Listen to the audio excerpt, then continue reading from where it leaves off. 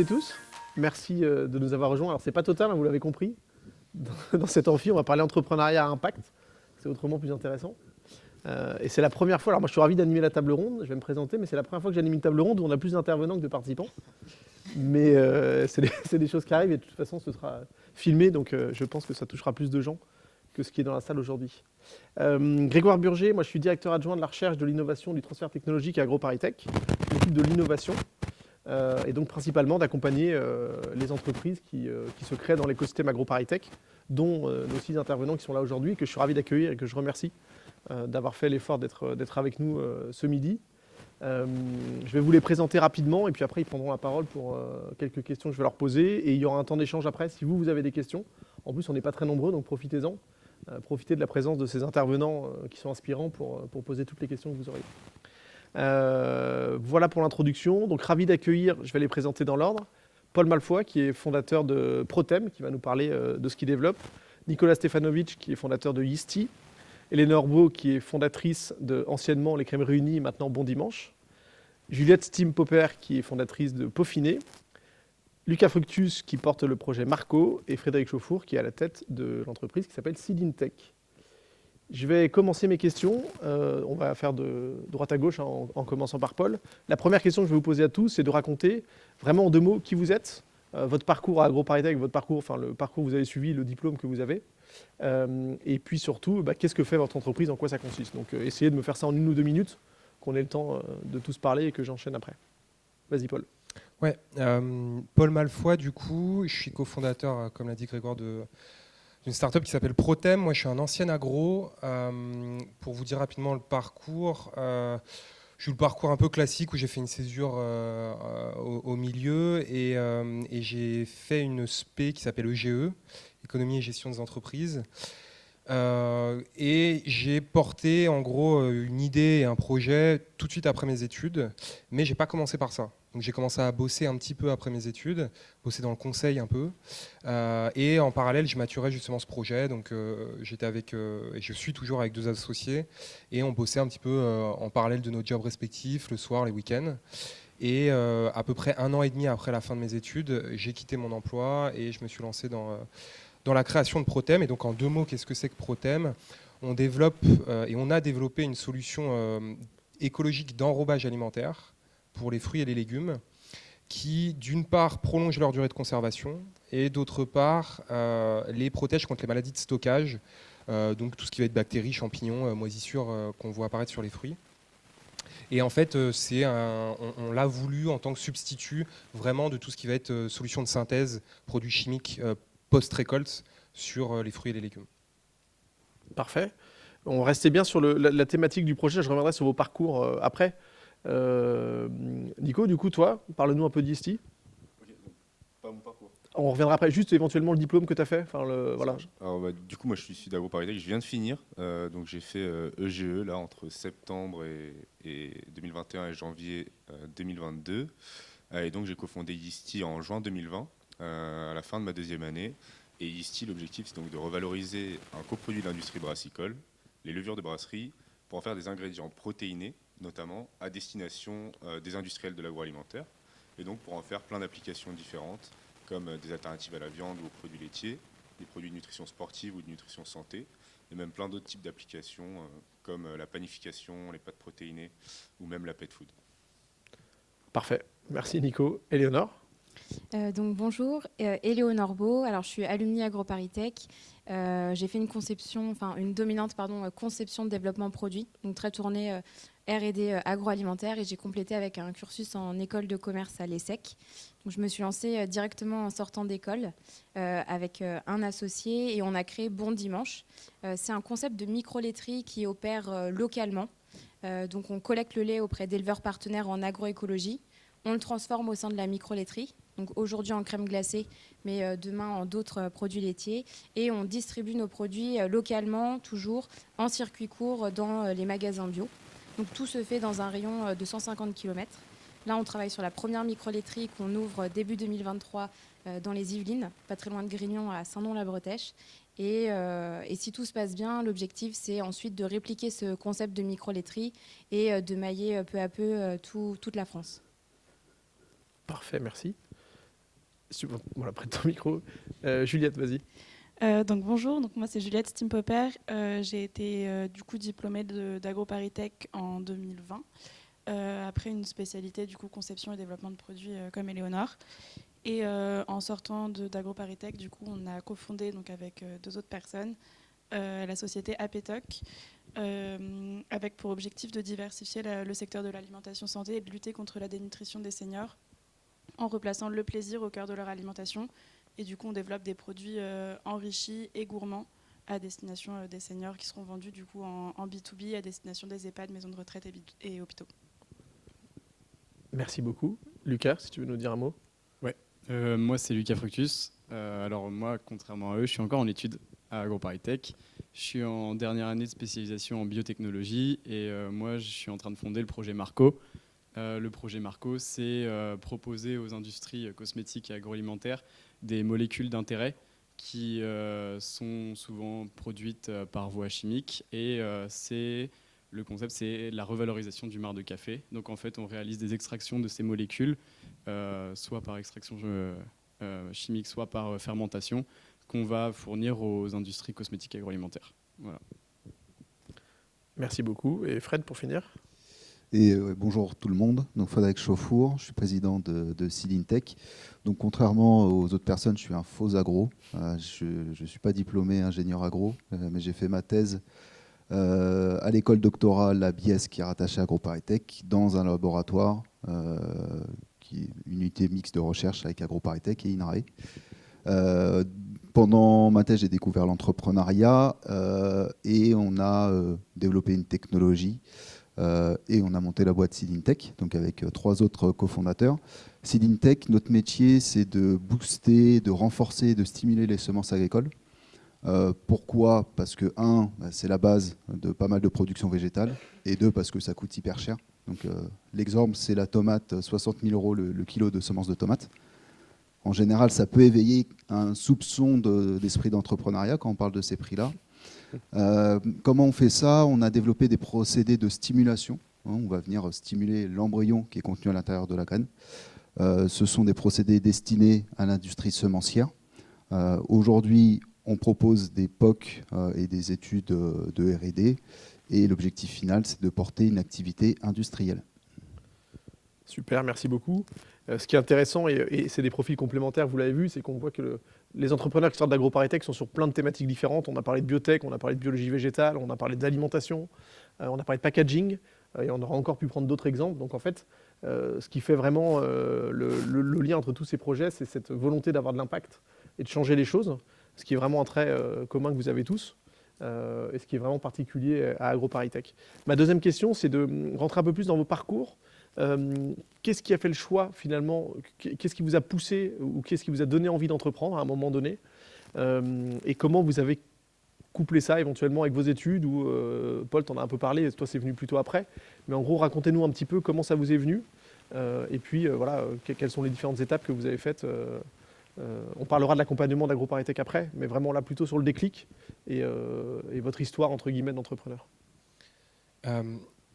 Ouais, alors moi c'est pour reprendre ce côté impact, c'est vraiment un aspect qui me manquait dans ma vie professionnelle au début de ma vie pro. J'étais consultant, je trouvais relativement peu de sens à mon métier, et ce, même quand on était censé accompagner des boîtes ou des projets qui devaient avoir un impact.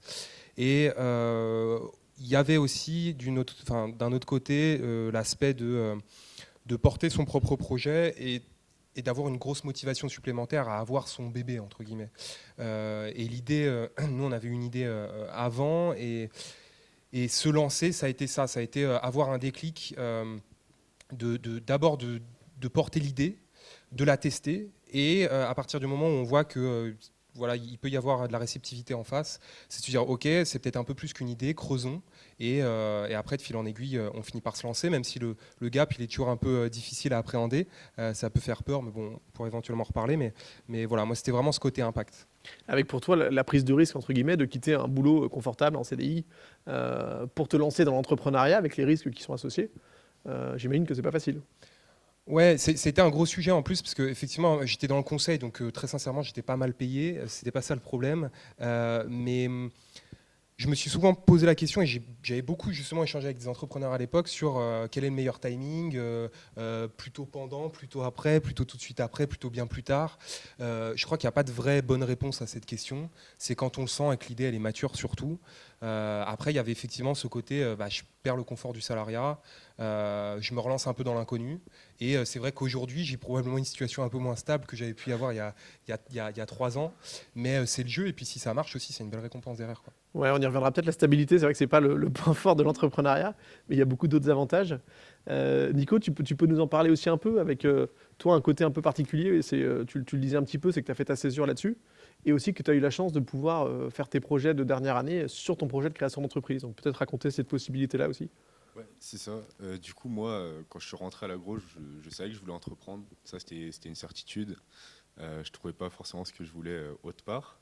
La première idée, c'était de monter une brasserie. Il y avait déjà plus de 2000 brasseries en France, donc c'était pas forcément utile à tous. Donc je me suis dit que j'allais peut-être chercher autre chose. Derrière, j'ai eu un deuxième projet. Enfin, je pense qu'il n'y a pas tout le monde qui le sait, parce qu'il a duré que 4 mois et j'ai pas du tout créé l'entreprise. Ça n'a pas convenu, on a arrêté. Et c'était quoi? Alors c'était quoi? Alors ce projet, c'était de créer des photobioréacteurs pour produire de la spiruline directement à domicile chez les gens, donc plutôt pour les pays en voie de développement. C'était vraiment un projet social. Et justement, ce qui a fait qu'on a arrêté, c'est qu'après avoir quasiment développé le produit jusqu'au bout, on s'est rendu compte que c'est un produit qui allait être trop cher pour répondre à ça.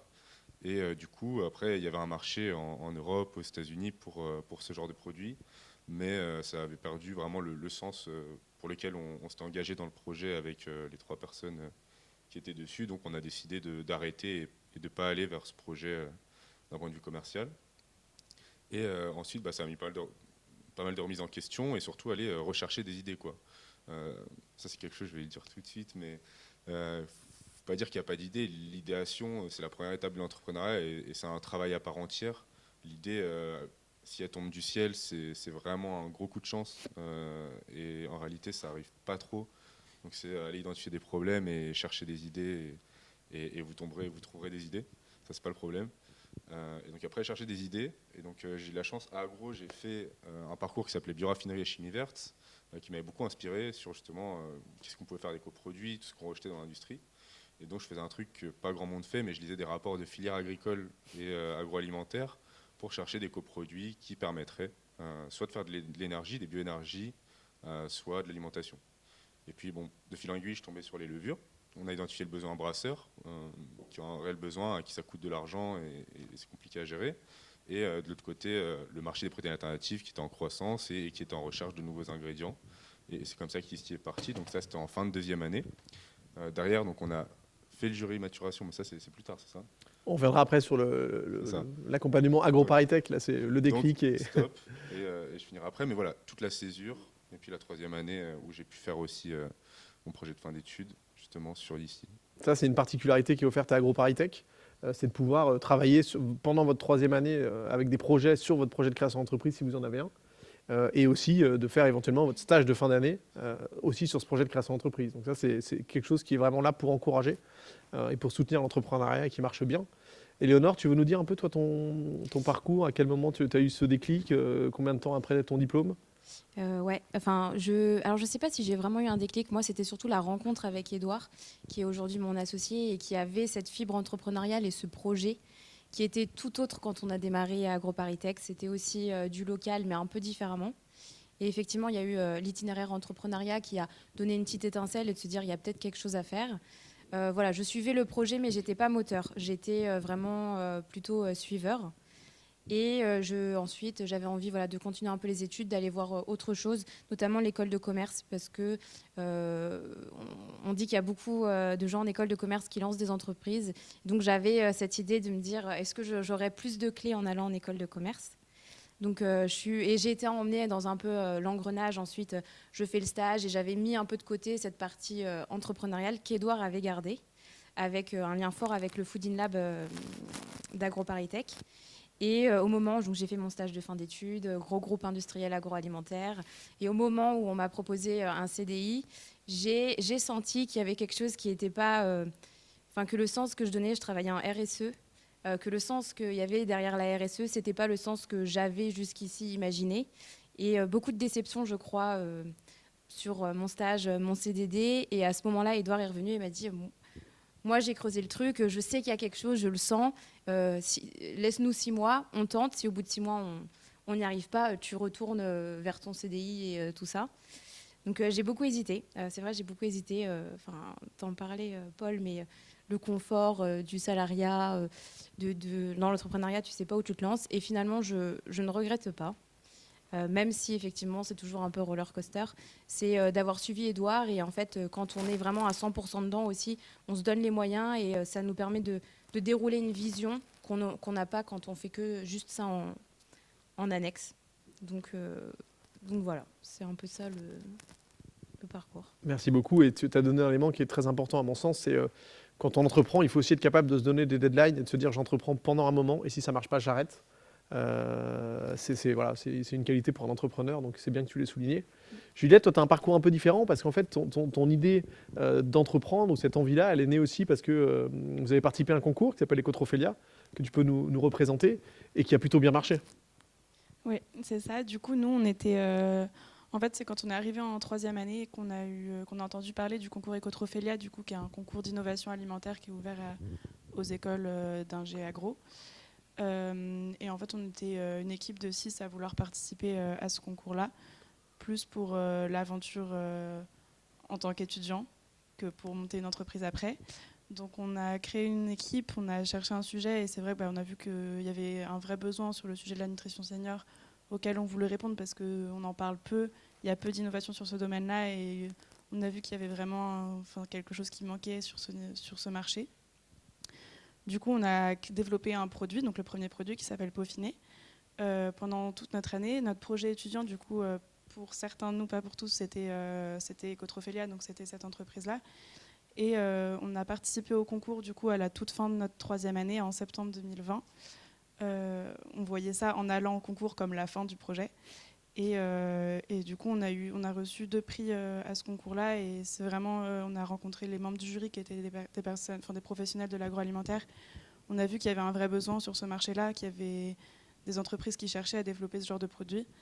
Et on s'est dit que c'était le bon moment. On n'avait pas encore d'emploi derrière. On était vraiment juste à la fin de nos stages.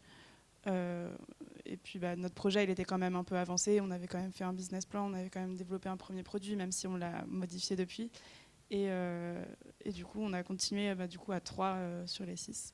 On a décidé de tenter l'expérience et de continuer pour voir si ça fonctionnait et voilà. Et ça fonctionne plutôt bien. Ça fonctionne plutôt bien, on espère. Merci beaucoup.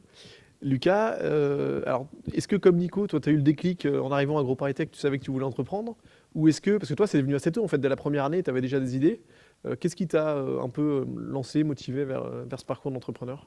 Moi, je pense que j'avais peut-être déjà la fibre entrepreneuriale un peu dès le début, mais je ne savais pas trop où m'orienter, je ne savais pas trop où aller.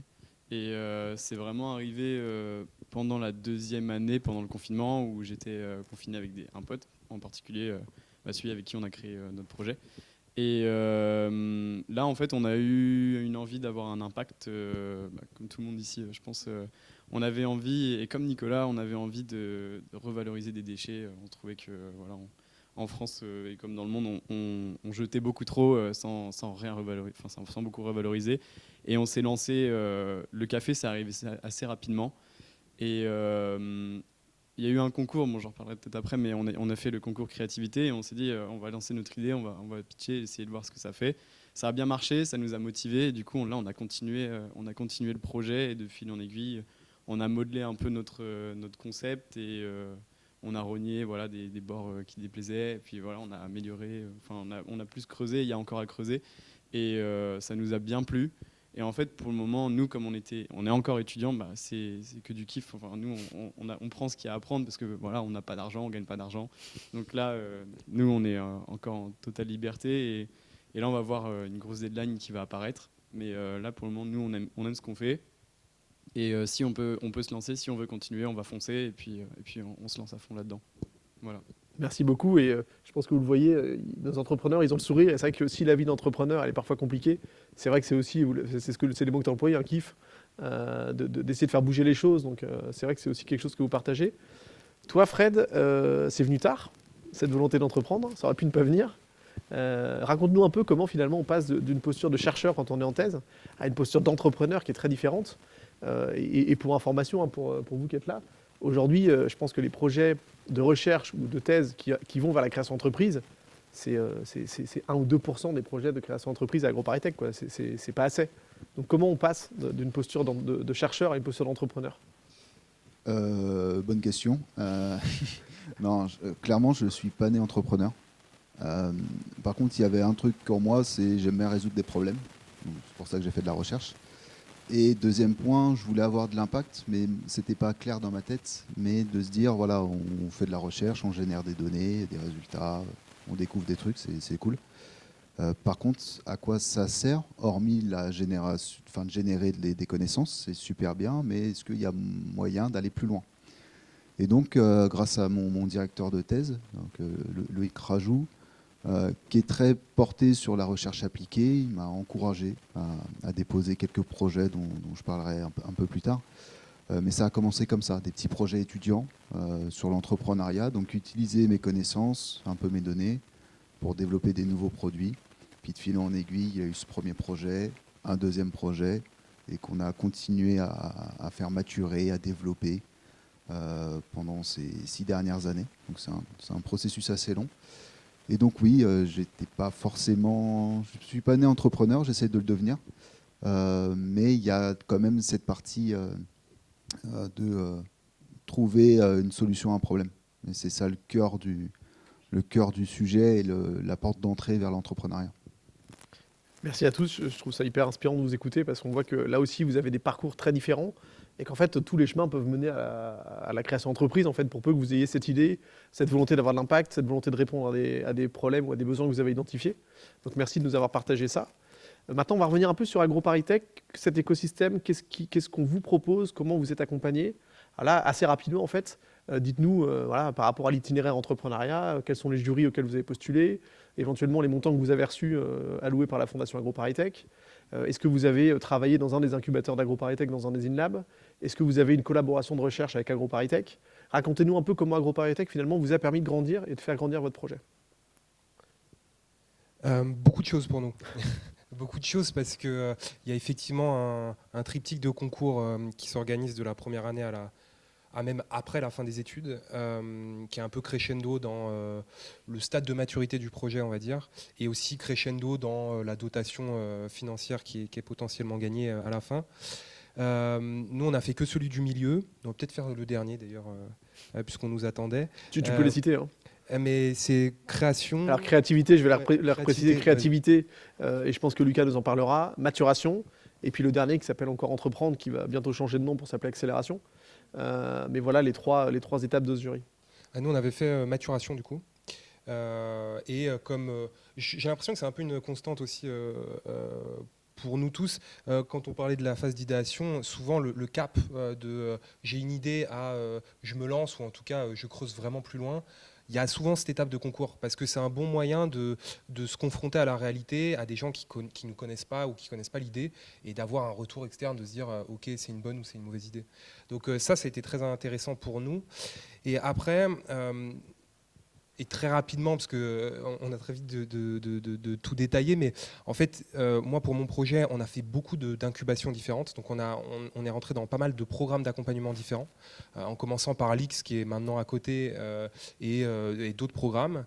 Et en fait, on a fini, et c'est assez ironique, par se retourner vers l'incubateur de mon ancienne école, du coup, ici, parce que finalement, c'était celui qui était le plus adapté en termes d'équipement disponible pour mener à bien notre projet. Donc en fait, on s'est retrouvé au Food in Lab, qui était il y a encore peu à Massy, qui est maintenant dans un autre bâtiment ici, et qui nous a permis justement d'avoir accès aux machines, parce que ça c'est un vrai enjeu quand on parle de projets liés aux sciences du vivant, d'avoir accès à des équipements qui clairement, quand on n'a pas un sou, on ne peut pas se permettre de les acheter et de les louer, même ça peut être même un sujet, parce que ça peut être assez vite cher. Et donc voilà, c'était surtout de l'accès pour nous, et aussi, nous on a une petite histoire aussi avec la fondation, puisque La fondation est celle qui donne la dotation en général via ces concours. Et nous, on avait été lauréat aussi, c'est Petit Colibri, je crois. On avait eu un prix Colibri, donc c'est la fondation qui fait participer la communauté et qui décerne un prix supplémentaire pour le projet qu'ils aiment bien. Donc nous, on avait gagné ça en plus. Donc voilà, une belle communauté et ça nous avait permis de pas mal rayonner aussi au début. Et la possibilité, via les financements, enfin les subventions que tu as reçues, de financer un stage. Oui, complètement. Après, les financements, ce qui est assez cool, c'est qu'on peut les utiliser, les exploiter un peu comme on veut. C'est pas le cas c'est le cas de beaucoup de concours, mais des fois, ça ne l'est pas et c'est un peu plus contraignant. Là, c'est pas du tout le cas. Et nous, effectivement, en l'occurrence, ça avait été lié à un stage. Et donc, on avait lancé ça. Un stage parmi beaucoup, mais ça avait permis pas mal de lancer le projet au début. Et ça s'était même fait pour nous avant qu'on quitte notre job. Donc, en fait, c'est pas moi le premier qui ai bossé sur mon propre projet, c'est quelqu'un qui n'est plus là aujourd'hui. Voilà, donc c'était une stagiaire à l'époque. Merci beaucoup. Donc on a compris, hein, l'itinéraire, les InLab, enfin le Food InLab en l'occurrence, et une collaboration de recherche pour un stage. Nico, raconte-nous un peu, toi. Nous aussi, plein de choses. Du coup, juste pour resituer, donc nous, le premier qu'on a fait, c'est le jury maturation. Jury maturation qu'on fait peut-être, c'était quoi, juillet 2020, comme ça. L'idée, on l'avait eue en juin. Donc on a foncé en 4 semaines, on s'est dit ok, on fonce, on fait tout ce qu'il y a à faire, tout ce qu'on peut faire en 4 semaines. On le présente au jury maturation, donc fin de deuxième année, pour le confronter au jury, comme disait Paul, hein, au-delà de l'argent, vraiment confronter et se dire est-ce qu'on n'est pas complètement fou et est-ce que potentiellement il y a vraiment quelque chose derrière après que des experts soient passés dessus. Et donc on fonce, on le fait et ça marche bien du coup. On reçoit 3 000 € exactement. Et on reçoit aussi l'accès au Food InLab, l'accompagnement d'AgroParisTech Innovation et tout ce qui va avec. Donc on est super content. Et c'est à ce moment-là, nous c'était vraiment la clé. On s'est dit, ok, jury maturation, si ça se passe bien, on prend notre césure, on se met à 100%. En l'occurrence, c'est bien passé. Ça nous a permis du coup, donc césure 100% sur le projet, c'était super. Après un an plus tard, on a fait le jury entreprendre. En attendant, entre-temps, bien sûr, on utilisait en partie le Food InLab, en parallèle d'autres locaux au Génopole. Donc on fait le jury entreprendre, là ça se passe encore très bien, on obtient 5 000 €. Donc la fondation nous a bien aidé financièrement, ça nous a permis de financer principalement de la R&D à ce moment-là, et même un petit peu de frais de création d'entreprise, un peu d'avocat, ce genre de choses par la suite. Et puis donc maintenant on travaille beaucoup au Food InLab, qui est Tamassi, voilà, qui est là maintenant, donc plutôt sur de la formulation de produits. Et on travaille dans un nouveau dispositif qui s'appelle le Biotech InLab, qui est en fait au sein de l'URDABI. L'URDABI, tu me dis si je me trompe, Grégoire, qui est une UMR de recherche, donc vraiment spécialisée dans les biotechnologies industrielles. Et donc ça nous permet notamment d'avoir l'accès à des équipements assez spécifiques, qui coûtent assez cher à un prix honnêtement très très réduit. Ça c'est super, merci Grégoire. Et donc voilà, ça c'est aussi notamment grâce à l'accompagnement de Grégoire. Ce serait pas forcément fait aussi facilement, ou en fait les mises en relation, les liens, pas aussi facilement si on n'était pas passé par ces jurys-là. Et voilà. Et donc je crois qu'on est après bon. Et puis Grégoire a ses clés quand même dans le projet, vu qu'il est même dans notre board stratégique aujourd'hui. Ouais, et je suis ravi. Juste Biotech InLab, c'est sur notre site de Reims, donc vraiment dédié aux biotechnologies. Et j'en profite pour dire un mot sur les autres InLab. Donc le Food InLab, vous l'avez compris, sur la partie alimentaire ici à Palaiseau. Biotech InLab, Nico en a parlé, sur le site de Reims, sur les biotech. On a un Forest InLab à Nancy sur la partie forestière et on commence à accompagner des startups sur le sujet forêt. La ferme de Grignon, c'est le Farm InLab. Donc on accompagne de plus en plus de startups sur des sujets agriculture et numérique, intelligence artificielle, qui sont en lien avec le végétal ou avec l'animal. Voilà, donc on essaye d'étoffer un peu nos dispositifs pour accompagner ces porteurs de projets. Et Léonore, tu peux peut-être aussi nous en dire plus sur qu'est-ce que toi tu as utilisé dans tous ces dispositifs en fait. Ouais, l'itinéraire entrepreneuriat, effectivement, dernière année d'agro, on a passé le jury maturation. Donc on a été récompensé, il me semble que c'était 2 000 €, suffisamment pour acheter du chocolat, de la crème, du lait et commencer à faire nos premières recettes au Food InLab, qui a été à la fois le début avec tout notre développement produit, mais aussi qui a fait la continuité puisqu'on a commencé à faire nos premières productions pour les magasins bio au sein du Food InLab. Donc c'était vraiment, on avait créé notre mini site industriel au Food InLab et c'était vraiment un format très fonctionnel et très pratique avec des frais variables. Donc en fait, vous ne payez que ce que vous consommez, entre guillemets, et c'est très appréciable quand on démarre. Et on a ensuite repassé, alors une fois diplômé, le jury entreprendre. Donc entre-temps, le projet avait beaucoup changé Et donc, c'était l'occasion de revenir plus fort après les premières remarques qu'on avait eues sur le premier jury. Et là encore, on a été récompensé. Il me semble que c'était 5 000 € aussi. Et ça permet effectivement de faire partie plus largement de la communauté d'entrepreneurs AgroParisTech et de bénéficier au sein de la fondation aussi d'un mécanisme de financement participatif avec des dons défiscalisés. Et donc de faire un format de crowdfunding qui nous a servi pour financer nos premières machines. Donc vraiment le plus petit équipement professionnel pour nos crèmes glacées, mais suffisant pour faire une vraie preuve de marché et pouvoir avoir ensuite de quoi faire une démonstration convaincante auprès d'investisseurs. Merci Éléonore, et merci de rappeler aussi, effectivement, vous l'avez tous fait, le rôle de la Fondation dans le soutien, dans le lancement de vos projets, notamment le soutien financier qui est hyper important dans ces phases d'amorçage. Juliette, toi, de quoi tu as pu bénéficier après Ecotrophelia ? Du coup, déjà, même pendant Ecotrophelia, notre projet est vraiment né à AgroParisTech. Donc, comme c'était notre projet étudiant, on était déjà encadré par une équipe d'enseignants. Et on a fait tout le développement de notre premier produit au Food in Lab. Et donc, après, quand on a décidé de se lancer, on a du coup fait aussi l'itinéraire entrepreneuriat. On a commencé du coup par la maturation parce que notre projet était déjà assez avancé. Donc on a fait le jury maturation en janvier 2021. On a eu une dotation de 3 000 € et du coup le jury entreprendre pour suivre l'itinéraire du coup en décembre 2021, enfin un an après. Et ouais, ça nous a permis aussi donc de financer notre R&D principalement et la création de notre entreprise. Et on a aussi continué à aller au Food in Lab et en bénéficier pour faire nos petites productions pour faire tester nos produits et pour développer les prochains produits aussi. Jusqu'à cette semaine, vous étiez encore là ? Oui, la semaine dernière. La semaine dernière. Donc le Food in Lab commence à remarcher. Donc si vous souhaitez d'ailleurs aller y faire un tour, on vous fera visiter avec plaisir. Lucas, toi c'est intéressant parce que finalement tu vas pouvoir nous parler de la partie encore amont à ces jurys maturation et entreprendre. Parce que toi tu es passé par créativité et on n'a pas tant de projets que ça qui sont passés par les trois. Donc raconte-nous un peu comment ça s'est fait. Ouais, moi je vais faire la continuité établie. Nous on a commencé par créativité, on est arrivé premier. Ça nous a boosté sur notre idée, on a eu une dotation de 500 €. C'était le début de projet, ça nous a motivés. Après, on a eu une période de 1 an où c'était plus compliqué. Il fallait affiner, on se sentait un peu démunis, mais on a quand même essayé de peaufiner. Ça a été un peu dur à ce moment-là, mais au final, on est arrivé, on s'est présenté devant Maturation. Maturation, ça s'est bien passé. On a eu 1 500 €, je crois.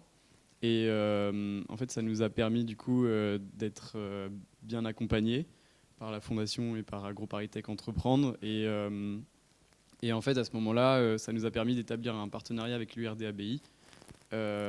L'URD-ABI, ça a été un booster aussi. Ils nous ont pris un stagiaire qui a fait 4 mois de stage, qui a eu des premiers résultats, des premières valeurs, et ça nous a bien plu.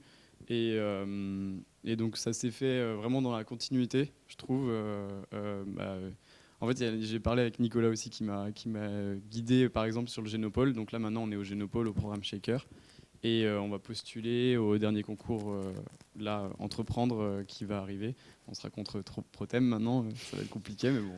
Je ne sais pas s'il y a vraiment une compétitivité. Non, l'idée c'est de soutenir tous les bons projets, donc vous ne serez pas en compétition. On espère réussir aussi, et puis on va continuer, et puis ça a été vraiment dans la continuité, et on s'est un peu aidé aussi des autres étudiants. On était allé voir Yacine aussi, Yacine Cabèche de Circuleg, qui nous avait pas mal guidés, et ça a été assez intéressant de discuter avec ceux qui ont des années devant nous, et nous on les suit petit à petit comme des petits poussés. C'est hyper intéressant ce que tu dis. Effectivement, il y a une vraie communauté entrepreneur à AgroParisTech. C'est-à-dire que vous, si vous avez des projets ou des idées, n'hésitez pas à discuter avec ces alumni-là. Et puis on a toute une communauté aussi qui est animée par Catherine Lecomte, qui est là, qui fonctionne bien par mail. On va peut-être mettre en place des nouveaux outils. Donc c'est vrai que c'est quelque chose qui fonctionne bien. Vous avez tous mentionné dans vos parcours le lien à la recherche. Non pas que vos projets en soient issus, et Fred va nous en parler, mais vous vous êtes appuyé à un moment ou à un autre sur des labos. Et c'est vrai que c'est une des particularités aussi des projets AgroParisTech, c'est qu'ils ont tous un fond scientifique et technique qui est important, et que vous avez su vous appuyer sur cet écosystème de recherche. Donc ça, c'est un vrai plus. On le voit par rapport à d'autres projets de création d'entreprises qui ne travailleraient pas avec nous. Fred, toi, quelles ont été un peu ces étapes après la thèse ou éventuellement pendant. Sachant que vous avez tous oublié un truc dans l'accompagnement, c'est la partie Vianeo. C'est-à-dire que vous avez tous quasiment été accompagnés par une méthode qu'on utilise à AgroParisTech qui s'appelle Vianeo, qui est du business design en fait, qui vous aide à construire ça. Donc je te tends une perche, tu peux nous en parler un peu, mais, mais surtout, voilà, quels sont les autres appuis que toi tu as eus? Non, ouais, ça va être un peu compliqué. Déjà, j'ai fait ma thèse et le début du développement de la techno au sein d'un laboratoire AgroParisTech. Donc on avait déjà l'étiquette AgroParisTech. Ensuite, pendant ma thèse, j'ai participé à... Alors, je ne sais pas si on peut appeler ça un concours, mais du réseau PEPS, donc avec Catherine. C'est le programme Pépite. Le programme Pépite, oui.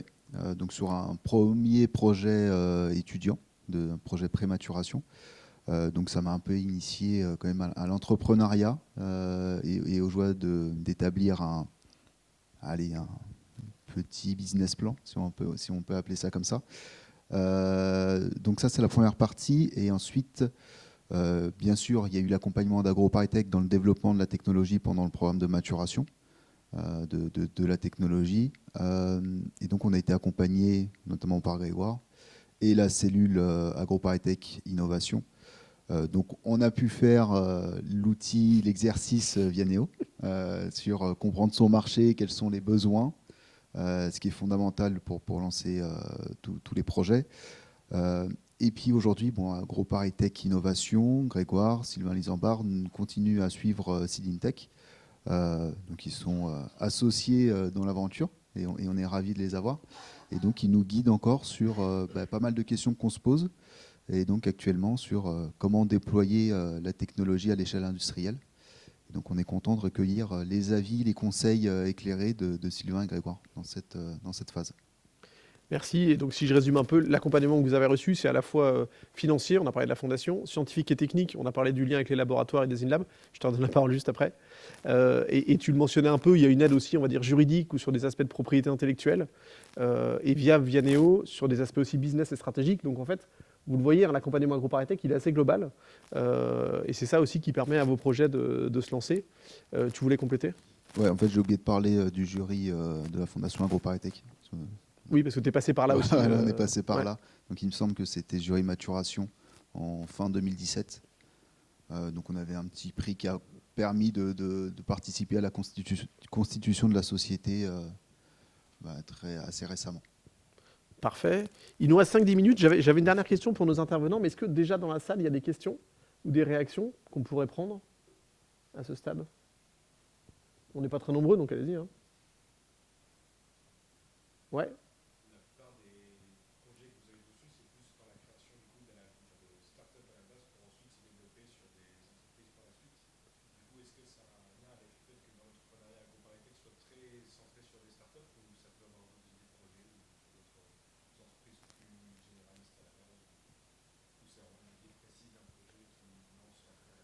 Si je traduis, et tu vas me dire si je me trompe ou pas, ce que tu dis, c'est que c'est des idées qui conduisent à des projets de création d'entreprise qui deviennent après des entreprises. Donc c'est vraiment de l'entrepreneuriat. Et peut-être que tu opposes ça à l'intrapreneuriat, le fait dans une entreprise d'avoir des idées qui vont conduire à d'autres types de projets, c'est ça? Ou c'est pas ça?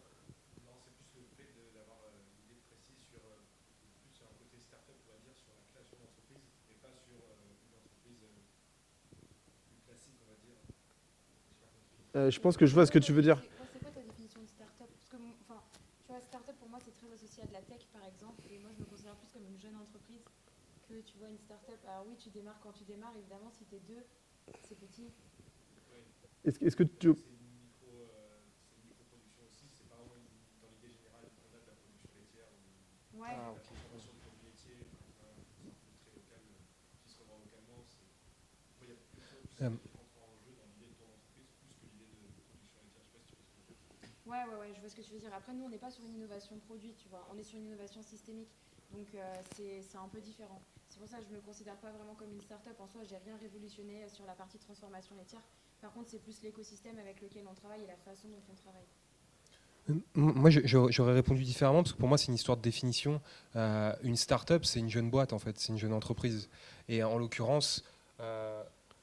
Je pense qu'on entend beaucoup parler en ce moment de start-up parce que la France est assez active dans l'entrepreneuriat, particulièrement en Europe. Et donc, du coup, start-up égale souvent tech, mais c'est pas la définition. Une start-up, c'est juste une jeune boîte. Et en l'occurrence, on est tous des start-up juste parce qu'on n'est pas beaucoup. Mais je prends l'exemple, d'ailleurs, je ne l'avais pas cité dans le déclic moi, que j'ai eu aussi. Moi, j'ai eu aussi un collègue entrepreneur dans ma promo, c'est Néolith. Lui qui avait fait d'ailleurs pareil son parcours entrepreneurial dans son stage de fin d'études et tout, qui avait vraiment tout intégré. Ça marche du tonnerre. Ils doivent être... Donc il a le même âge que moi, enfin non, il est même plus jeune que moi, mais il est de la même promo que moi. Et en gros, je sais pas, ça doit faire 3 ans maintenant qu'il est sur sa boîte. Ils doivent être... Ils sont une centaine. Peut-être pas Ouais, tout à mais il fait, a un objectif, ça m'a fait halluciner Ouais. ça. Ils ont un objectif d'être fin d'année prochaine plus de 200. Donc en fait, c'est plus une start-up. Mais pour autant, moi dans mon domaine, j'ai une référence le plus gros concurrent qu'on a, c'est un concurrent américain. On parle d'une start-up, mais en fait, ça fait 10 ans qu'il existe. C'est un concurrent américain qui est en Californie. Ils sont valorisés plus d'1 milliard d'euros. En fait, c'est plus une start-up, quoi. Mais c'est juste parce qu'ils sont dans la tech et que voilà.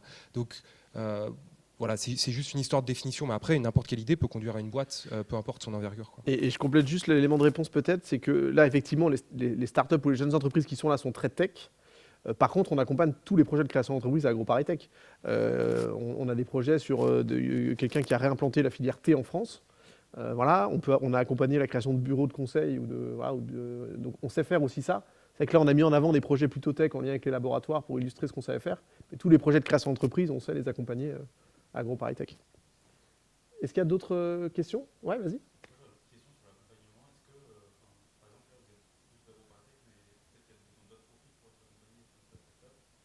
C'est une très bonne question.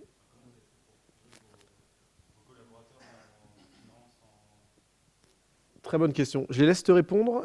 Juste un élément, c'est pour dire qu'AgroParisTech n'accompagne pas que les AgroParisTech. Là, en l'occurrence, ils ont tous un lien avec l'école. Mais dans le cadre notamment des InLab, on accompagne en fait des porteurs de projets qui viennent d'autres écoles, qui ont d'autres profils. Le meilleur exemple, c'est, je ne sais pas si vous connaissez les nouveaux affineurs, qui fait des affinés végétaux. En fait, c'est le fondateur qui est venu nous voir. Il sort d'école de commerce. Il avait une idée, c'est je vais faire des fromages végétaux, ça n'existait pas. Aucun lien avec AgroParisTech. Il est resté 2 ans et demi au Food InLab et maintenant il est industrialisé. Donc on a aussi cette capacité d'accompagner des porteurs qui viennent d'autres écoles ou d'autres écosystèmes. Mais c'est une bonne question sur comment on fait pour compléter l'équipe. On aurait pu l'évoquer. Donc si vous avez certains d'entre vous voilà, compléter vos équipes par des profils extérieurs, dites-nous comment vous avez fait. Je ne sais pas qui veut prendre la parole. Ouais, si tu veux, je commence. Alors du coup, déjà peut-être pour l'agro, par exemple nous Vianney, on l'a pas fait que à Grégoire, on l'a fait que Caroline d'Inray Transfert, qui est chercheuse à la base, mais qui avait fait un MBA, il me semble, Ouais. en innovation en général, entrepreneuriat. Donc là déjà on avait un double profil. Bon, Grégoire est déjà un double profil aussi, il est aussi chercheur et spécialisé sur l'innovation et l'entrepreneuriat. Donc il y avait déjà ici une double compétence. Nous on a commencé à 2 agros, donc moi plutôt sur la partie finance, relation avec les brasseries et tout ça, et moins cette fibre marketing commercial, et mon associé vraiment sur toute la partie agro aussi, sur toute la partie technique, industrialisation, R&D. Donc il nous manquait vraiment ce truc du commercial et du marketeur, quoi. Donc là, on a lancé des offres sur tous les réseaux possibles, sur LinkedIn. Quand on a une boîte Deep Tech, il y a un truc qui est super bien, ça s'appelle les Deep Tech. C'est une plateforme qui a été mise en place par la BPI. C'est là qu'on a eu énormément de profils qui ont postulé. Et donc à ce moment-là, on a eu une vingtaine de profils extrêmement variés. Il y avait des ingés, des chercheurs. Il y avait des ingés, il n'y avait pas de chercheurs. Il y a des ingés, il y a des écoles de commerce, il y a des gens qui avaient plus ou moins d'expérience, il y avait vraiment de tout. Et au final, après une longue recherche, longue phase de recrutement, beaucoup plus longue que pour un salarié, un stagiaire ou quoi que ce soit, on est trouvé avec quelqu'un du coup qui vient de l'ESSEC et qui a aussi fait Centrale Supélec en bref, et qui était product manager, donc qui avait vraiment ce rôle de jouer l'interface entre le client, la R&D pour un peu l'idée, le développement produit. Et au final, c'est une association qui se passe super bien. Qui est super efficace et qui se passe super bien aussi sur le plan humain. Donc il ne faut pas hésiter à aller chercher les étudiants d'autres écoles. En plus maintenant on est sur le plateau de Saclay, donc c'est normalement d'autant plus simple. J'imagine qu'il y en a des étudiants qui vont faire des soirées à côté et puis vous les rencontrez, que ce soit en soirée ou sur des événements professionnels, des hackathons, on va mixer plein d'étudiants d'écoles différentes. Vous pouvez assez facilement trouver des associés dans d'autres écoles ou même beaucoup plus expérimentés, ça dépend. Fred, tu voulais dire quelque chose? Ouais, en plus, Nico a fait la transition, mais il y a AgroParisTech, il y a aussi d'autres structures d'accompagnement, notamment sur le plateau de Saclay. On a les SAT, on a l'Université Paris-Saclay, il y a le réseau Pépites. Donc il y a pas mal de structures sur lesquelles on peut s'appuyer pour compléter un peu. AgroParisTech nous aide. Ok, il y a la partie tech, mais pas que. Donc ça, faut l'avoir en tête aussi. Mais pour trouver que ça soit des associés, il y a les autres écoles, bien sûr, et aussi il faut utiliser le réseau des structures d'accompagnement qui soit vont nous coacher sur les parties financières, les parties de propriété intellectuelle, qui peuvent nous mettre en relation aussi avec que ce soit des financeurs, ce qui est le nerf de la guerre dans les projets, mais aussi des accélérateurs et des incubateurs de start-up ou jeunes entreprises innovantes. Est-ce qu'il y en a un de vous qui veut compléter? Peut-être Éléonore, toi, tu as complété ta formation. Oui, c'est ça. En fait, nous, on est 2 agros et on est toujours 2 agros et on a tout fait en étant que 2 agros jusqu'ici. Donc, c'est possible, sans avoir forcément une compétence annexe. Déjà, de 1, personne ne te prépare à l'entrepreneuriat. Tu as beau faire toutes les écoles de la Terre, le meilleur apprentissage, c'est sur le terrain. Donc, tu vas finir par apprendre par toi-même. Je ne savais pas comment on faisait pour être référencé dans un magasin bio. Je l'ai découvert, je suis allée toquer à la porte d'un magasin et j'ai dit comment on fait. Et au début, les gens te regardent, mais qu'est-ce qu'elle nous veut? Puis finalement, tu tombes sur quelqu'un qui se dit tiens, je vais lui dire, ça me coûte rien. Et le premier magasin, tu passes pour une débile. Et puis le deuxième, tu fais un peu meilleure impression. Et jusqu'à ce que tu trouves. Donc tu apprends un peu sur le tas. Et moi, j'ai fait une partie école de commerce. Donc je suis passée par l'ESSEC. Je ne te dirais pas que c'est là que tu as des billes, mais effectivement, tu peux peut-être rencontrer d'autres structures, un autre réseau, et ça peut t'aider effectivement si tu cherches des compétences annexes ou au moins avoir un levier supplémentaire à activer pour trouver d'autres compétences. Mais t'es pas, là encore, c'est bien d'avoir une équipe pluridisciplinaire, mais il y a beaucoup de choses que de toute façon tu vas devoir apprendre par toi-même. Et peut-être Lucas, toi, de dire que ton associé, lui, il a déjà ce tropisme-là ou ce profil-là. Moi ça a été une chance parce que c'était un ami et il s'est retrouvé qu'on était assez complémentaires. Donc lui il était plutôt spécialisé en logistique et en supply chain, du coup sur la récolte de déchets c'est parfait. Et moi du coup côté technique. Mais par exemple là on est en train de regarder aussi pour une 3e personne business parce que c'est ce qui nous manque. Et je pense là on est en train de mobiliser des réseaux qu'AgroParisTech a mais aussi que les autres écoles ont. Nous on cherche par exemple pour le moment des étudiants qui pourraient être intéressés. Ce qu'on fait, c'est qu'on contacte les masters spécialisés en management de l'innovation, en choses comme ça, et on leur dit, est-ce qu'on peut venir pitcher chez vous, juste présenter notre projet, on vient 15 minutes, et on voit s'il y a des gens que ça intéresse vraiment, et puis au pire, on se lance avec eux, ou alors, plutôt comme Nico, on met ça sur les réseaux, et on essaie de trouver quelqu'un, mais il y a plusieurs moyens pour trouver des personnes.